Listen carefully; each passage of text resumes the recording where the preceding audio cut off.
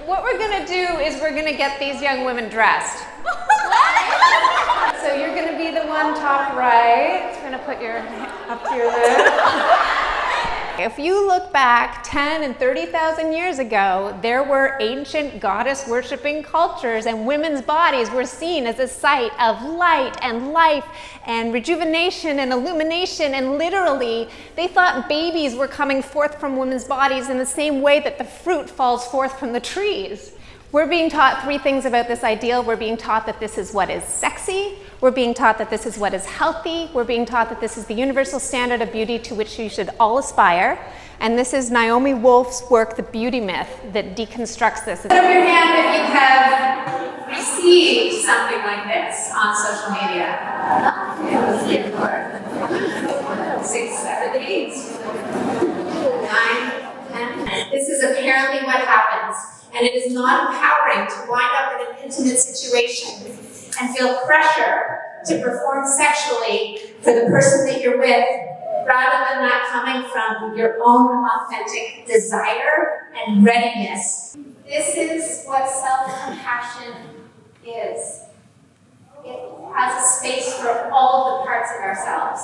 Which is being touted to us as reality TV is often actually being scripted, and it's certainly in the hands of the mostly male heads of these multi-conglomerate corporations. Right? The girls fighting over the guys.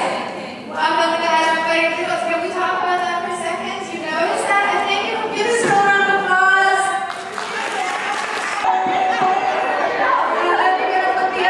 And I want you to send her love.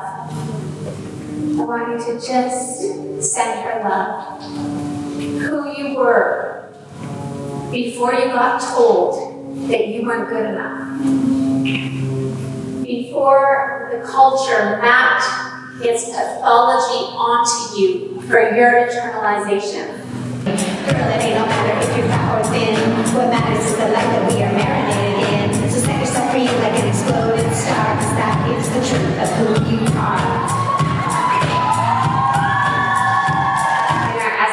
We're all just these beating hearts that have the same needs for connection and for belonging. And sometimes you can get so alienated that you lose your sense of connectedness, not just to one another, but to your own heart.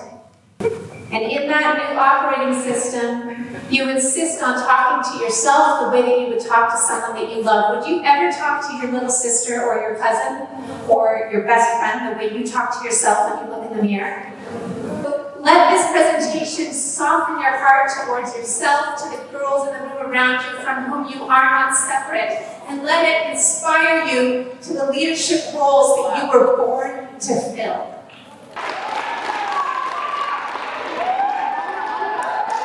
This presentation made me feel better because you don't have to look at a certain way to be the person. So I start to learn to love myself, and what the media portrays as a girl or a woman is not what actual high school is.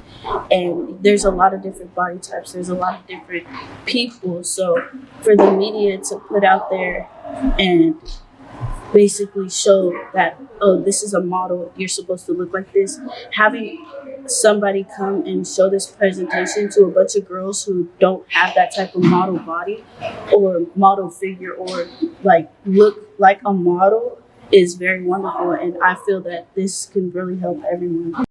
I feel like this presentation was really important for all these girls to hear, because as we're turning into women in society today, we all face the struggle of being oppressed. It made me feel better about myself. I know my parents tell me this every day, but it feels better when somebody else tells you it.